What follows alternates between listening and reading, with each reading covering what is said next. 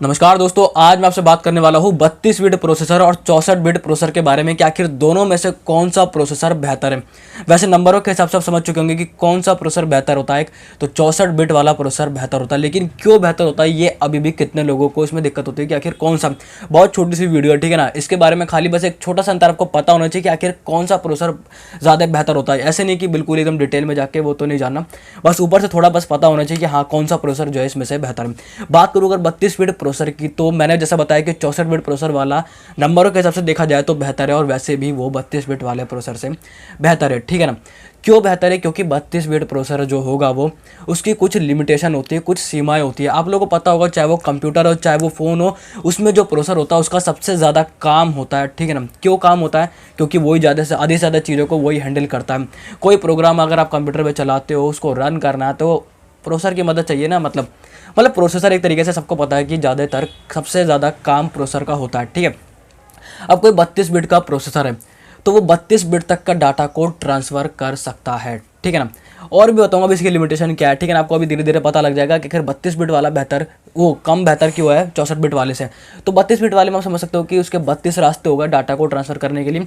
64 bit वाले में वो 64 बिट तक का डाटा ट्रांसफ़र कर सकता है, जिसके लिए 64 रास्ते हो गए, ठीक है ना। इस तरीके से मैं खाली एग्जाम्पल के तौर पर समझा रहा हूँ, जिसमें आप समझ सकते हो कि अब तो दुगना हो गया 32 बिट से, ठीक है। कहीं इसकी स्पीड भी बढ़ जाएगी और अच्छी तरीके से परफॉर्म भी करेगा, अच्छा भी रहेगा, ठीक है। अब इसकी सीमा है क्या होती है 32 बिट प्रोसेसर वाले की। इसमें सबसे बड़ी दिक्कत ये होती है कि इसमें आप अपने कंप्यूटर को अपग्रेड नहीं कर सकते, ठीक है ना। इसको आप एक तरीके से मोबाइल में भी समझ सकते हो 32 बिट वाले को, ठीक है ना।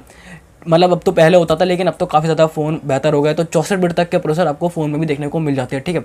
लेकिन बात करूँ कंप्यूटर की, तो अगर आपको कंप्यूटर को अपग्रेड करना है, रैम बढ़ानी है, तो आप रैम नहीं बढ़ा सकते, क्योंकि 4 GB तक की लिमिट होती है एक 32 बिट प्रोसेसर वाले में। और ये अब चलते भी नहीं, ये 90 के दशक में चलते थे, ठीक है ना। उसके बाद विंडो एक्सपी और ये सब थे, जब उसके हिसाब से आप समझ सकते हो तब के थे 32 बिट प्रोसेसर जो है, 32 बिट वाले प्रोसेसर।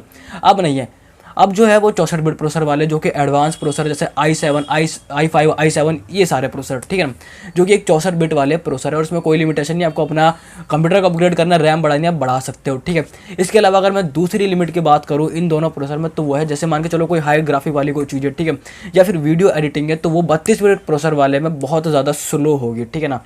बड़ी मुश्किल से हो गया 32 बिट प्रोसेसर वाले के, तो कितने सॉफ्टवेयर सपोर्ट भी नहीं करते अब तो। 32 बिट का जो कोई प्रोसेसर है, कितने सॉफ्टवेयर अब वो सपोर्ट भी नहीं करते, ठीक है। इसीलिए 64 बिट वाला प्रोसेसर जो है अब बेहतर माना जाता है। और वैसे भी अब 2021 चल रहा है, तो 32 बिट वाले प्रोसेसर अब बहुत ही कम देखने को मिलते हैं, और बिल्कुल जो बेसिक काम होता है ना उसके लिए वो होते हैं, क्योंकि इसकी लिमिट ही इतनी है, सीमाएं इतनी होती है इसकी, नहीं इसको कर सकते, ठीक है ना। लेकिन 64 बिट वाले प्रोसेसर में ऐसा नहीं है, इसकी स्पीड भी तेज़ होती है, ठीक है। इसमें जो है कोई लिमिटेशन भी नहीं होती, 4 GB अपग्रेड आपको करना है, वीडियो एडिटिंग, ग्राफिक आप समझ सकते हो, सब अच्छे तरीके से हो जाता है 64 बिट वाले प्रोसेसर में। इसीलिए जो है दोनों प्रोसेसर में से एक 64 बिट वाला प्रोसेसर ज़्यादा बेहतर माना जाता है। और कई लोगों का ये भी सवाल है, क्या 128 बिट वाला प्रोसेसर भी आ चुका है?